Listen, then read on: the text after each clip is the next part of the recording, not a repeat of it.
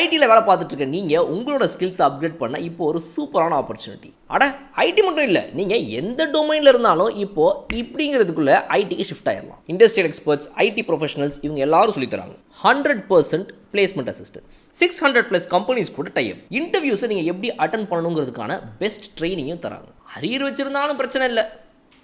ராஜலட்சுமி எடுவர்ஸ், சென்னை. ஸ்கிரீன்ல தெரிகிற இந்த நம்பருக்கு கால் பண்ணுங்க. Details in description. Welcome to பாஸ்கீஸ் RRR. வணக்கம் sir. Hi Mr. Bala, welcoming Kallakana Defense to RRR. Doctor, 2 பேஷண்ட்ல ஒரு பேஷண்ட் டிஸ்சார்ஜ் ஆகி ஃபைனல்ஸ் போயிட்டாங்க டாக்டர். இன்னொரு பேஷண்ட் ரொம்ப கஷ்டமாயி திரும்ப ஒரு குவாலிஃபயர் 2 போயிருக்காங்க டாக்டர். பாத்தீங்களா டாக்டர் மேட்ச்? பார்த்தேன் பேஷண்டா பார்த்தேன் as a doctor. என்னன்னா பாயிண்ட்ஸ் டேபிள்ல கேகேஆர் எப்படி இருக்காங்கன்னாங்க. கேகேஆர் பாயிண்ட்ஸ் டேபிள்ல they are going higher and higher. அதனால Venkatesh Iyer and Shreyas Iyer seal பண்ணி முடிச்சிட்டாங்க. அது ஒரு நோ கான்டெஸ்ட் ஆகி விட்டாங்க. அதுக்கு என்னென்ன பிரச்சனைகள், என்னென்ன நடந்துன்றது பேசுவோம். ஸ்டார்க் ரியாலிட்டி என்ன அப்படின்றத மிச்சல் ஸ்டார்க், நான் இருக்கேன், நான் ஐபிஎல் இருக்கேன், நல்ல ஆப்ஷனுக்கு நான் போயிருக்கேன், என்ன நம்புங்க மயிலாட் ஐயா, நான் தெரிஞ்சுட்டேன் ஐயா, நான் யார்கர் லிங்க்ல நிறைய போடுறேன் ஐயா அப்படின்னு கதறி சூப்பர் ஃபார்ம்ல வந்து அது அவங்களோட எஸ்ஆர்எச் உடைய போராத நேரம் கரெக்டா டெரிஃபிக் ஃபார்ம் கொண்டாரு மிச்சல் ஸ்டார்க். எஸ், நம்ம நேத்து வந்து போய் பேசியிருந்த நிறைய விஷயங்கள் இன்னைக்கு மேட்ச்ல கவர் ஆச்சு. அதுல வந்துட்டு நம்ம நீங்க சொன்னீங்க அந்த பாடி லைன்லயே போட்டீங்க அப்படின்னா வந்து நம்மள இவரை பிடிக்க முடியாது, பிடிச்சிடலாம் ஒரேடியா சுனில் நிறைய. அது வந்து ஓரளவுக்கு கரெக்டா எனக்கு ஒர்க் அவுட் ஆச்சு. And also at the same time Mitchell Stark வந்துட்டு என்ன லென்த்ல போட்டா அடி வாங்குவாரு, எந்த லென்த்ல போட்டா அவரோட பேஸ்க்கு ஒர்க் அவுட் ஆகும். இன்னைக்கு நம்ம மிச்சல் ஸ்டார்க்கோட டெலிவரிஸ் எல்லாம் பாத்தீங்கன்னா அந்த ஒரு ஃபுல் லென்த்ல அவருடைய யார்க்கரை போடும்போது போல்ட் காலி. ஆனா அதே லென்த் பால்ல போட்டாரு அப்படின்னா 6 பார்க்குது. சோ இந்த நிறைய விஷயங்கள் நம்ம ப்ரிவியூல பேசினது எல்லாமே இன்னைக்கு மேட்ச்ல கவர் ஆச்சு. ஆமா, so very happy about it. And என்னன்னா மிச்சல் ஸ்டார்க் டெட்லியஸ்டா போடுறாரு. யார்கர்ஸ் வந்து கால் உடையர் லெவலுக்கு போடுறாரு. ஒரு எல்பிடபிள்யூ வேற கேட்காம விட்டாங்க, போயிட்டு கேட்கணுமா லம் அவுட் கேட்காம விட்டாங்க. டிஆர்எஸ்ல ஸ்ரேயஸ் ஐயரும் டிஸ்கஷன் ஃபுல் வட்டமேஜை மாநாடுல போயிருந்தாங்க, அதுல விட்டாங்க. நான் ஏன் நம்ம வந்து சொன்னேன்னா குட்லிங் டேஞ்சர் அவர் போறதுன்னு, இன்னைக்கு போட்ட டெவாஸ்டேட்டிங் ஸ்பெல்ல கூட 2 பால் குட்லிங்ல போட்டாரு. ஒன்னு நிதிஷ்குமார் கவாஸ் மேல 6 அடிச்சாரு, இன்னொன்னு கமின்ஸ் சுத்தி 3rd மேல 6 போயிடுச்சு. அதான் அந்த லைன் அவர் ராய்க்கு போடக்கூடாது. I think pier on the bowling coach வந்து கொஞ்சம் உட்காந்துருக்காரு போல அவர்கிட்ட. தம்பி, உனக்கு இருக்கிற பேஸ், உன்னுடைய லிப்ட், உன்னுடைய ஹைட்டுக்கு தயவு செய்து கிரீஸ்ல இறங்குப்பா பால ஸ்ட்ரைட்டா சொல்லிருக்காங்க போல. அது ஒண்ணு. எஸ்ஆர்எச் வந்து இந்த போலிங்கை பொறுத்த வரைக்கும் டோட்டல் வேக்யூம். மீடியம் பேசர்ஸை எடுத்துட்டீங்கன்னா ஒண்ணுமே கிடையாது. இங்க 2 தாதா ஸ்பின்னர், நான் உனக்கு சொன்ன மிஸ்டேக் ஸ்பின்னர்ஸ் ரணரானன் வெங்கட வந்து நம்ம வருண் சக்கரவர்த்தி அவங்க பிக்கே பண்ண முடியல. அவர் லெங்க் சுனில் அவ்வளவு சரியா போடல இன்னைக்கு. வருண் சக்கரவர்த்திக்கு எக்ஸ்ட்ராடனரி ஸ்பெல் இன்னைக்கு அடிக்க முடியல. ஆன் த கான்ட்ரரி எஸ்ஆர்எச் வந்து மார்க்கண்டேயான்னு ஒரு அக்யூரேட்டான ஒரு லெக் ஸ்பின்னர் வச்சிருக்காங்க. Very difficult to negotiate. அவ்வளவு ஈஸி அடிக்க முடியாது. அவரை விட்டுட்டு வயசான காந்த் எல்லாம் எது எடுத்துனாங்க எனக்கு புரியல. எஸ் சார், எனக்கு என்னன்னா இப்போ இந்த எஸ்ஆர்எச் பொறுத்த வரைக்கும் நம்ம ப்ரிவியூல ஒரு கேள்வி நான் உங்ககிட்ட கேட்டேன். இந்த மாதிரி அடின்னு எல்லா பாலையும் அடிக்கணும், எனக்கு வந்து 2 விக்கெட் விழுந்தாலும் நான் அமைதியாலாம் இருக்க மாட்டேன், நான் 2 விக்கெட் விழுந்தோன்னு டக்குனு ராகுல் டிராவிட உள்ள இறக்கு, கேன் வில்லியம்சனை இறக்கு, அப்படிலாம் நான் யோசிக்க மாட்டேன். 2 விக்கெட் போனாலும் நான் தோனியை தான் இறக்குவேன், நான் வந்து ரசலை தான் இறக்குவேன்னு அவங்களோட அந்த ஹிட்டிங் ஐடியாவே தான் இருக்குது 20 ஓவருக்கும். இது ஒர்க் அவுட் ஆகுமா குவாலிஃபயர் மாதிரி மேட்ச்ல நான் அவங்ககிட்ட கேட்டேன். அது வந்து கேகேஆரோட நேரத்தை பொறுத்து இருக்கு போல. அவங்க பவுலிங் சூப்பரா கிளிக் ஆகிற நேரத்துல இவங்க இப்படி பண்ணாங்கன்னா மாட்டிப்பாங்க அப்படின்னீங்க. இன்னைக்கு கிட்டத்தட்ட அதே தான் நடந்துச்சு. பிகாஸ் இவங்க வந்து எத்தனை விக்கெட் விழுந்தாலும் நான் வந்து அந்த அட்டாக்கை விட்டு போக மாட்டேன்ற மூட்ல இல்லாம இருந்திருந்தாங்கன்னா easily they could have got another 20 to 25 runs, ஒரு 180 185 கூட கிடைச்சிருந்திருக்கலாம் உங்களுக்கு இல்லையா? ஆமா, உங்களுக்கு அந்த மிடில் ஓவர்ஸ் ஒரு இன்ட்ரெஸ்டிங் ஸ்டோரி இருக்கு, நமக்கு சொல்றேன்.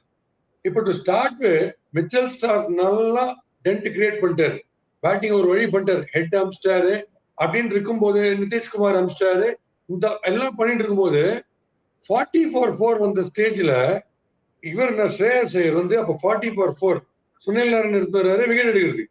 அப்ப ஏன் வந்து வருண் சக்கரவர்த்தி எடுத்து வரலன்னு தெரியல. மீதி போலர்ஸ் எல்லாம் கொடுத்துருக்காரு. அப்போ வருண் சக்கரவர்த்தி எடுத்துன்னு வந்தாதான் அவரால் பண்டில் அவுட் பண்ண முடியும். அந்த இடத்துல கிரிப் போச்சு. மேட்ச் அவங்களே போய் எஸ்ஆர்எச் ஆக்சுவலா விக்கெட் போனா கூட அவங்களோட நல்ல இன்டென்ட்னால 10 ஓவர்ஸ்ல 100 இருந்தாங்க. அவங்க விக்கெட் 4 போனா கூட அது பெரிய விஷயம். 4 விக்கெட் ஏர்லியா போய் கூட SRH was at 100 in 10 overs, 10.4 overs or so. அப்படி இருந்தவங்க திருப்பி வருண் சக்கரவர்த்தி ஃப்ரேல வந்தவொடனே அப்படியே இறங்கி போச்சு. ஏன்னா கிளாசன் எடுத்துட்டாரு. செகண்ட் ஹாஃப்ல அவங்களுக்கு வரக்கூடிய பல்க் அப்படியே கிளாசன் வந்ததுனால. பட் இவங்களுக்கு ஆண்ட்ரூ ரசலுடைய spectacular catch and spectacular run out or அது வந்து ரொம்ப டூ குட். KKR ஆகி போச்சு. அது என்ன ஒரு பியூட்டிஃபுல் கேட்ச். அவரே நம்ம அபிஷேக் சர்மா பிடிச்ச கேட்ச் கவர் பாயிண்ட்ல பிடிச்சாரு. அது வந்து அவரே 6'3" ஹைட். அந்த டைமிங் ஆஃப் த ஜம்ப் போயிட்டு மேல ஒரு 7 அடிக்கு போயிட்டு அந்த கேட்ச பிடிக்கிறது. வேற நார்மல் ஹைட்ல இருந்தாலும் அது 4 அவுட்டே கிடையாது. அவர் எக்ஸ்ட்ராடனரியா பிடிச்சாரு. இந்த இடத்துல சமத் வந்து இவரு திரிபாதி ரன் அவுட். திரிபாதி வந்து இந்த குலுக்கல் முறையில் எடுத்திருக்காங்கல்ல, வைட்டல் விக்கெட். அவர் தான் நல்லா ஆடினார் இன்னைக்கு. திரிபாதி தான் டெரிஃபிக் ஆடினார் அவங்க டீம்லயே. ஏன்னா விக்கெட்ஸ் விழுந்தா கூட ரன் ரேட்டை வந்து இந்த அப்பர் கட்ல வந்து பியூட்டிஃபுல்லா ஜுடிஷியஸா மிக்ஸ் பண்ணி ஆடி இருந்தார். அந்த ஃபீல்டிங் வந்து அப்படி மலை மாதிரி இருக்காரு ரசல். அவரு லெப்ட்ல டைவ் வச்சு ஒரு கையில கூட இல்ல, 2 கையில ஆரம்பிச்சாரு. The most difficult for a man of his huge stature. அத லெப்ட்ல பிடிச்சு அப்படியே ஒரே ரொட்டேஷன்ல ஸ்ட்ரெயிட் அடிச்சாரு. அத வந்து குர்பாஸ் நான் இந்த பக்கம் அடிக்க மாட்டேன், அந்த பக்கம் அடிக்க போறேன் அப்படின்னு பயமுறுத்தி அப்புறம் பார்த்தா இல்லையே, இங்க ஆளே இல்லையே, இங்கே அடிச்சிடலாம் அப்படின்னு இந்த பக்கம் அடிச்சாரு. இவர் ஒரு காமெடி இங்க ஒரு பக்கம் பண்ண. கிளாஸும் கேட்ச வந்து அங்க ஒழுங்கா ரிங்கு சிங் எக்ஸ்பர்ட் போயிட்டு இருக்காரு. வெங்கடேஷர் கிட்ட வந்து ஹாய் அதை எப்படி நீ பிடிப்பேன் அப்படின்னு சொல்லி அவரு ஒரு பயமுறுத்தி இதுக்கெல்லாம் மீறி அவங்க அதை கரெக்டா பண்ணிட்டாங்க. ஆக்சுவலா அவங்க வந்து சன்ரைசர்ஸ் 10 ரேட் மெயின்டைன் பண்ணியிருந்தாங்க. விக்கெட் லூஸ் பண்ணாம இருந்தாங்க 180 போயிடும் அவங்களுக்கு. பட் அந்த இடத்துல தான் வருண் சக்கரவர்த்தி பிரேக்ஸை போட்டு கிளாஸ் எடுத்தாரு. அது பிகெஸ்ட் டர்னிங் பாயிண்ட் ஆச்சு. Right, well said sir. Second இன்னிங்ஸ்ல இந்த சேஸ் வந்து ஒரு கிட்டத்தட்ட இது வந்து நம்ம இந்த பிளே ஆஃப்ஸ் வந்துட்டாலே எனக்கு என்ன ஒரே ஒரு வருத்தம் தான் சார், ஓப்பனா சொல்லணும்னா எதுக்கு நீங்கலாம் பிளே ஆஃப்ஸ் இந்த மாதிரி ஒரு கேம் விளையாடுறீங்க? ஏன்னா மற்ற மேட்ச்லாம் ரொம்ப இன்ட்ரெஸ்டா விளையாடிடுறாங்க, இந்த லாஸ்ட் பால் த்ரில்லர்லாம்.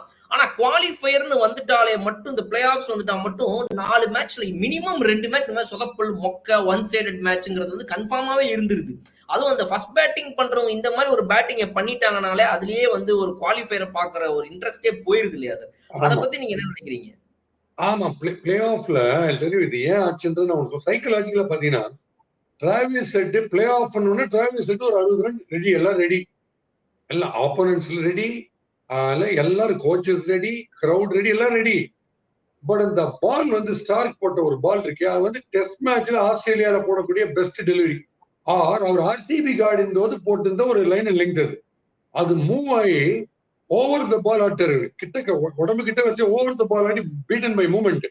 அது அந்த அந்த போல்டான விதத்துல சைக்கலாஜிக்கலா அவங்க பேட்ஸ்மேனே இல்ல, இந்த பிச்சில் ஏதோ பயங்கரமா இருக்கு போல இருக்குன்னு நினைச்சிட்டாங்க. அங்க ஸ்ரேயஸ் ஐயர் இன்டெலிஜென்டா என்ன பண்ணிட்டார், அவர் கண்டினியூஸா 4 மிஸ்டர் கடைசி வரைக்கும். அது கரெக்ட் கேப்டன்சி. இந்த கடைசி வரைக்கும் போவானா விக்கெட் எடுக்கிறவங்களுக்கு கொடுத்தணும் கம்ப்ளீட்டானது ஓகே. வருண் சக்கரவர்த்தியை முன்னாடி கொண்டு வந்திருந்தாருன்னா இன்னும் கொஞ்சம் 20 ரன் கம்மி பண்ணிருப்பாங்க. அந்த இடத்துல வந்து ரசல் வழக்கம் சொல்ல, ரசலுக்கு தேங்காய் உடைக்க ரொம்ப பிடிக்கும். இந்த முதல் ஓவர்ல எத்தனை தேங்காய் வச்சிருப்பாரு, வச்சு அப்பர் கட்டு அப்புறம் இது ஸ்கூப் எல்லாத்தையும் சான்ஸ் குத்தினே இருக்கும். அது ஒரு பக்கம். அதனால இந்த டிராவிஸ் ஹெட் வழக்கமான ஒரு 40 அடிச்சு இருந்தா கூட நீங்க உங்களுக்கு அந்த பிளே ஆஃப் எக்ஸைட்மெண்ட் வந்திருக்கும். டிராவிஸ் ஹெட் போயிட்டு இங்க அபிஷேக்கும் பயங்கர கேட்ச் அவுட் ஆனதுனால அவங்களுக்கு வந்து என்ன heavily depend only on Tripathi. அவர் தான் இப்ப லீட் ஹிட்டர் மாதிரி ஆயிட்டாரு. அதனால உங்களுக்கு டோட்டலா ஒரு ஸ்வரமே இல்லாத மாதிரி ஒரு மேட்ச் ஆயிடுச்சு, மாறிடுச்சு கம்ப்ளீட்டா. எஸ், செகண்ட் ஹாஃபை பொறுத்த வரைக்கும் இந்த இன்னிங்ஸை வந்து இவங்க நாங்க எப்படியும் கட்டுன்னு போட்டு அச்சு நவுத்த போறோம் அப்படின்ற மாதிரியே தான் இறங்கினாங்க. ஓப்பனிங்ல இருந்து அந்த இன்டென்ட் ரொம்ப அழகா தெரிஞ்சுது அவங்க கிட்ட.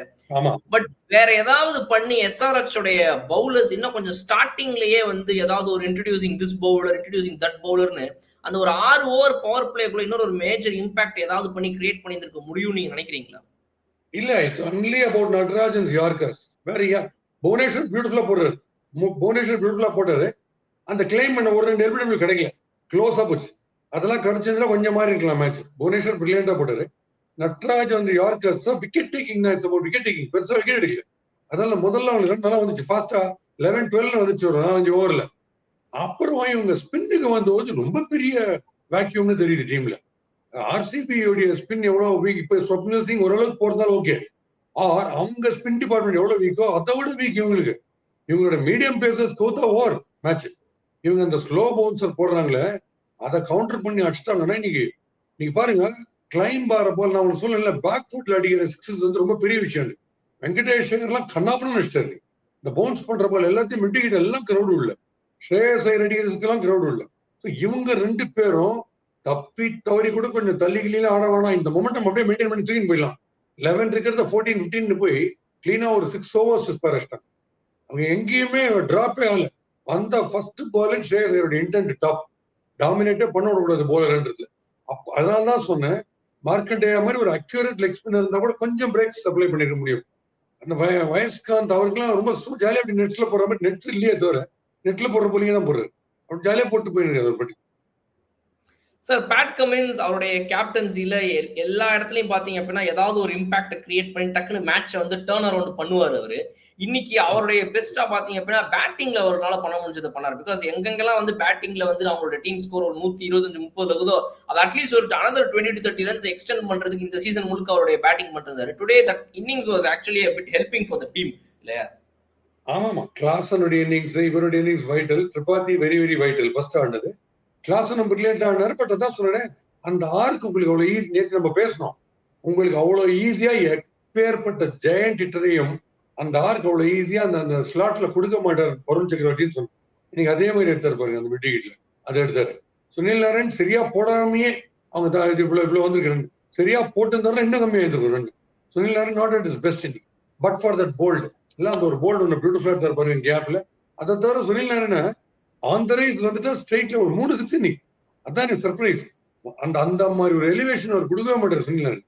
அவர் இன்னைக்கு கொடுத்தது அது ஒரு பக்கம். அண்ட் இது கேகேஆருடைய மோஸ்ட் டிசிப்ளின் கேம். இப்ப கிட்டத்தட்ட ஷாருக் கான் ஒரு குட்டிக்காரனுக்கு ஒரு பாதி அடிச்சு ரெடி வெயிட் பண்றாரு ஜப்பாக்ல. எப்படி ஃபுல் கிளாஸ் அந்த லெவலுக்கு போயிட்டாரு, அந்த லெவலுக்கு போயிட்டாரு. பட் சொல்ல முடியாது. நான் நார்மலாவே சொல்லுவேன், இந்த பிளே ஆஃப்ல முதல் மேட்ச்ல உதப்படுறவங்க திடீர்னு கப் அடிச்சிருவாங்கன்னு. அப்படி எஸ்ஆர்எச் அடிச்சாலும் அடிக்கலாம். நான் சொல்றேன், இது டோட்டல் அன்சர்டன். இது இப்ப இப்படி ஆடுறாங்க அடிச்சா நெக்ஸ்ட் மேட்ச் போய் பூந்து விளையாடலாம், சொல்ல முடியாது. அதுவும் நடக்கலாம், என்ன வேணா நடக்கலாம். எஸ், குவாலிஃபயர் 2ல யார் வருவாங்க அப்படின்னு இப்ப எஸ்ஆர்எச் ஆல்ரெடி வந்து பாத்துட்டு இருப்பாங்க. நாளைக்கு மேட்ச ஆர்ஆர் வந்தா நமக்கு கரெக்டா இருக்குமா, ஆர்சிபி வந்தா கரெக்டா இருக்குமான்லாம் யோசிச்சுட்டு இருப்பாங்க எஸ்ஆர்எச் அவங்களுடைய மைண்ட்ல. இப்போ எனக்கு என்னன்னா ஒரு இடத்துல வந்து எனக்கு எப்படி தோணுதுன்னா சார், சில டைம்லலாம் வந்துட்டு பேட் கமின்ஸ், ஸ்ரேயஸ் ஐயர் இப்படின்ற இந்த 2 பேருடைய கேப்டன்சி போகும்போது இட் இஸ் கம்ப்ளீட்லி டிஃப்ரெண்ட். ஏன்னா இவரோட வே ஆஃப் அப்ரோச்சே ஒரு கேப்டன்சி ஸ்டைலு, இவர் அப்ரோச் பண்ணக்கூடிய விதம், பவுலர்ஸ் யூஸ் பண்ண எல்லாமே டிஃப்ரெண்ட். இன்னைக்கு இந்த மேட்ச்ல வந்துட்டு ஸ்ரேயஸ் ஐயருடைய கேப்டன்சி நீங்க சொன்ன மாதிரி ஸ்பின் பவுலிங்க ரொம்ப சூப்பரா ஹேண்டில் பண்ணதா இருக்கட்டும், ஃபர்ஸ்டே வந்துட்டு மிச்சல் ஸ்டார்க்க வந்துட்டு கம்ப்ளீட்லி யூஸ் பண்ணதா இருக்கட்டும், அது எல்லாமே நம்ம பாராட்ட வேண்டிய விதம் இல்லையா? ஏன்னா வந்து ஸ்ரேயஸ் ஐயர் எப்பவுமே வந்து தூங்கி வெஞ்சிருவார். கேப்டன்சியை பொறுத்த வரைக்கும் அவர் வந்துட்டு இந்த 2 பேர் இருக்கிறாங்க, 8 ஓவர் போட்டுருவாங்க, இந்த 8 ஓவர் தாண்டி நம்ம எதுவுமே பண்ணலாம், மிச்சம் 12 ஓவர்ல நானே போட்டாலும் மேட்ச் ஜெயிச்சிரும்ன்ற நம்பிக்கையில இருப்பார். பட் இன்னைக்கு the way he applied the breaks by using Mitchell Starc regularly in the first 4 overs was very brilliant. ஆமா, வருண் சக்கரவர்த்தியுடைய நேகிங் லெங்க்த்தும் அந்த ஹர்ஷித் ராணாவுடைய ஸ்லோ ரன்ஸ் ரொம்ப கஷ்டப்பட்டாங்க. ஹர்ஷித் ராணாவோட ஸ்லோ ரன் ரொம்ப ரொம்ப எஃபெக்டிவா போடுது, டிஸ்கைஸ்டா இருக்கு, அது காப்பாத்துச்சு. ஸ்டில் இப்போ ஒரு ரொம்ப ரொம்ப technically sound players like Suryakumar Yadav எல்லாம் இருக்கும்போது இந்த மிஸ்டேக் பண்ணா டேஞ்சர். 40/4ல மெயின் போலர் போய் 11th ஓவர் எடுத்து வருதுன்னு ஒன்று இருக்கு பாருங்க, நம்ம வருண் சக்கரவர்த்தியை, அது சத்தியமா பண்ண மாட்டோம். தோனி மாதிரி ஒரு கேப்டன் இல்ல, பேட் கமின்ஸ் மாதிரி ஒரு கேப்டன் கூட அந்த தப்பு பண்ண மாட்டாங்க. as much as possible tension ஆகி விட்டு விக்கெட்ஸ். ஏன்னா இப்ப 40/4ல சுனில் நாராயண், வருண் சக்கரவர்த்தி போட்டாங்கன்னா நீங்க என்ன பண்ணுவீங்க, தள்ளி தள்ளி ஆனீங்கன்னா அதுல ஒரு 8 ஓவர் போயிடும். அப்புறம் ரொம்ப ரொம்ப வாண்டிங்கா இருக்கும் ரன்ஸ். அப்போ ஷுவரா அடிக்க போவாங்க. அப்படி அடிக்க போனாங்கன்னா காலி. ஏன்னா அவங்க விக்கெட் டேக்கிங் எபிலிட்டிஸ் ரொம்ப ஹை அவங்க 2 பேருக்குமே. அதனால சொல்றேன், ஒரு 3 ஓவர் கேப்புக்கு அப்புறம் கொண்டு வந்து ஒரு சின்ன ஃபால்ட். இன்னைக்கு அது பெருசா அது மேட்டர் ஆகல எனக்கு. ஏன்னா அவங்க clearly the game was by their side இன்னைக்கு, கேகேஆருடைய சைடுல இருந்து. அதனால எஸ் சார், நம்ம 2 பேருக்கும் பிடிச்ச ஒன் ஆஃப் அவர் ஃபேவரட், காமன் ஃபேவரட்டான player shake well before you use. அவர் வந்து நின்ன உடனே நான் திடீர்னு சிரிக்கிறேன். பக்கத்துல என்கிட்ட இங்க ஏன் சிரிக்கிறேன் அப்படின்னு. இல்ல எனக்கு நேற்று ப்ரிவியூல இவர் சொன்னது ஞாபகம் வந்துச்சு, என்னது அப்படின்னு, ஷேக் வெல் பிஃபோர் யூ யூஸ் அப்படின்னு சொல்லிட்டு அதை நினைச்சு நான் சிரிச்சிட்டு இருந்தேன். இன்னைக்கு அவருடைய அந்த இன்னிங்ஸ்ல அந்த ஒரு அழகு, எப்பவுமே ஒரு டிரைவ் ஆடுவார் அவர், நல்லா ஃபுல்லா ஃப்ரண்ட்ல காலை வச்சு ஸ்கொயர்ல பாயிண்ட்ல கவர்லாம் அழகா டிரைவ் ஆடுவார். இன்னைக்கு அவர் அடிச்ச அந்த டிரைவ்ஸ் ரொம்ப சூப்பரா இருந்துச்சு. அவர் யூஸ்வலா அடிக்கக்கூடிய அந்த பின்னாடி அடிக்கக்கூடிய ஸ்கூப் ஷாட்ஸ் எல்லாமே வந்து it was very brilliant to watch. கண்டிப்பா அவர் காப்பாத்தினார். சேவிங் கிரேஸ் அவர் வந்து அந்த நாக் தான், நம்ம அந்த குலுக்கல் முறை அவர் தான், அவர் கலக்கிட்டாரு. அதே துபாயில நிறைய பிராக்டிஸ் பண்ணிருக்காரு. உங்களுக்கு ஷேக் அதிகமா இருக்கு அவர் ஆடும்போது. அவர் தான் பெரிய சேவிங் ரேஸ். பட் அந்த ரன் அவுட் வந்து அந்த மாதிரி ஒரு ஃபீல்டிங் நினைக்கவே இல்லை. 2 பேருமே ஷாக்டு. பேட்ஸ்மேன் நான் ஸ்ட்ரைக்கர் 2 பேரும் ஷாக். அந்த மாதிரி ஒரு ஹியூஜ் கேரக்டர் ஒருத்தர் லெஃப்ட்ல டைவ் அடிச்சு ஒரே ஸ்ட்ரோக்ல அப்படியே அடிச்சார் திருப்பி குர்பாஸ் உடைய கையில. குர்பாஸ் ஓப்பனிங் வந்து அவரும் செட் பண்ணி ஒரு ஓப்பனிங் செட் பண்ணி கொடுத்தாரு பாருங்க. அதுவும் அவங்களுக்கு ரொம்ப ஃபேவரபிள் ஆயிடுச்சு.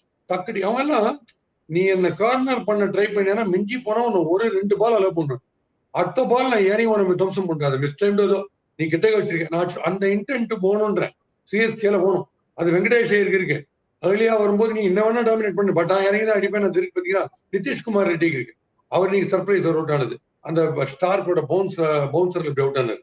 ஸோ அது ஆச்சரியம். பட் அவங்களுக்கு அந்த இன்டென்ட் வந்து it's okay. Even if they get out run அடிக்கணுன்ற இன்டென்ட் இருக்குது. அப்படி அது ரொம்ப கண்டிப்பாக தேவை. பட் திரிபாத்தி வந்து அந்த ரன் அவுட் ஆனதுக்கு உள்ளுக்குள்ள போயிட்டு எங்கே செல்லும் இந்த பாதை மாதிரி அவ்வளவு ஒரு சோகம் கொஞ்சம் ஆச்சரியமா இருந்துச்சு. எஸ் சார், கேகேஆர் உடைய அந்த ஓப்பனிங் ஸ்டாண்ட் தான் எப்பவுமே அவங்களுக்கு ரொம்ப குரூஷியலா இருக்கும். சுனில் நாராயணனை இந்த தடவை ஸ்டாப் பண்ணிட்டாங்க. அடுத்து எப்படி ஸ்டாப் பண்ண போறாங்க என்னென்னன்றதெல்லாம் நம்ம ஃபைனல்ஸ்ல பேசலாம். பட் ஆனா SRH how can they come back? அவங்களுடைய மெயின் ஓப்பனிங் ஸ்டாண்ட், பிகாஸ் அவங்களுக்கு டீமுடைய மிக முக்கியமான ஸ்டார்ட்டே அவங்களுடைய ஓப்பனர்ஸ் இந்த 2 பேர் தான். அந்த 2 பேரை இப்படி அடுத்த மேட்ச்லயே குவாலிஃபை டூல தூக்கிட்டாங்கன்னா, பிகாஸ் அவர் டிராவிஸ் போன மேட்ச் விக்கெட் இதே மாதிரி தான். ஒரு அவுட் ஸ்விங் பால் வருது, இப்படி ஆடுறாரு போல்ட். ஏன்னா இதை வந்து எப்படி how are they going to tackle நினைக்கிறீங்க for qualifier to SRH? Travis ஹெட்டுக்கு ரேஞ்ச் வந்து இல்ல wide outside off stump, outside off stump, on the off ஸ்டம்லாம் பிச் பண்ண கூடாது. ஸ்ட்ரெயிட்டா towards the crease, middle stump and moving ball அது போடணும். இல்ல straight on to the body bouncer. இவருக்கு சுனில் நாராயணுக்கு இதெல்லாம் கம்ப்ளீட்டா ஸ்டடி பண்ணிருப்பாங்க. Straight toe crusher, straight yorker on the feet, on the foot or on to the body, இல்லனா close to the பாடி வந்து மூவிங் பால். அதுல இன்னைக்கு எடுத்தாங்க, அன்னைக்கு எடுத்தாங்க. ஸோ இது ஒரு பக்கம். பட் அவங்க ஏதாவது சீரியஸா எஸ்ஆர்எஸ் திங்க் பண்ண வேண்டிய ஒரு இப்போ இந்த 2 giant hitters left hand flop பண்ணலாம் ஒரு பிரச்சனையே கிடையாது. கண்ணாப்பனா 6 அடிக்கிறவங்க அது cricket is game of chance. இருக்கு எப்போ வேணா அவுட் ஆகிறதுக்கு சான்ஸ் இருக்கு.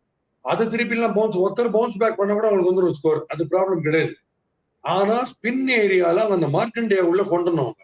ஏன்னா அவர் ஒருத்தர் தான் for leg spinner is too accurate.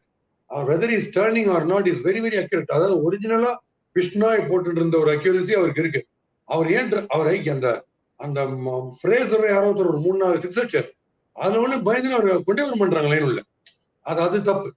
அதனால அவர் வரணும். இல்ல வாஷிங்டன் சுந்தர் இருக்காரு. They have to try one of these two. ஏன்னா இப்படி நம்ம ஷபாஸை வச்சுன்னு அவருக்கும் போலிங் கொடுக்கல. ஓகே, அவருக்கு கொடுக்கல. டிராவிஸ் ஹெட் வந்து இது வரைக்கும் நம்ம அற்ற எல்லா இன்னிங்ஸ்ல அற்ற மொத்தத்தையும் ஒரே ஓவர் கொடுக்கணும்னு பார்த்தாரு டிராவிஸ் ஹெட் போலிங்ல. அவர் கடைசியில ரொம்ப கேஷுவலாகி போச்சு மேட்ச், பிராக்டிஸ் மேட்ச் மாதிரி. அவ்வளவு ஈஸியா எங்க இந்த ஆப்ஷன் போடுறது அதான் இம்பாசிபிள். அது 2 பேர் காட்டுத்தனமா அடிச்சுட்டு இருக்காங்க. வெங்கடேஷ் ஐயர் வாஷிங்டன் சுந்தர வேணா பேசாம எடுங்கன்னு நீங்க சொன்னதை மட்டும் இப்ப எஸ்ஆர்எச் பார்த்தாங்கன்னா அவருடைய கரண்ட் ஃபார்ம் வச்சு எனக்கு தெரிஞ்சு அப்ப இதனாலே அவங்க மயங்க் மார்க்கெட் எடுத்துருவாங்க. மயங்க் மார்க்கெட் எடுத்துதானே ஏன் பாஸ்கி ஏன் இப்படிலாம் பண்றீங்க நீங்க இருங்க அப்படின்ட்டு அவங்க மார்க்கெட்டேவே இப்ப எடுத்துருவாங்க. Because Washington Sundar's current form is under real scrutiny. அதை பத்தி நம்ம தனியா பேசலாம் சார். எஸ் சொல்லுங்க சார். கரெக்ட். இப்போ மீடியம் பேசர்ஸ் ஃபெயில் ஆனதுனால they are heavily banking on the medium pacers. Medium pacers உடைய ஸ்லோவர் ஸ்டஃப் அதுதான் ரொம்ப நம்புறாங்க எஸ்ஆர்ஹெச். இப்ப அந்த மீடியம் பேசர்ஸ் எஃபெக்ட் இல்லாம முதல்லயே ரன் ரேட் ஆப்போனன்ட்ஸ் நல்லா வந்துச்சுன்னா they have to fall back on spinners. அப்படி வரும்போது பெரிய வேக்யூம் இருக்கு. யாரு போட போறாங்க ஸ்பின்? இந்த ஸ்பின் ஆச்சுன்னு ஒன்றும் பண்ண முடியாது.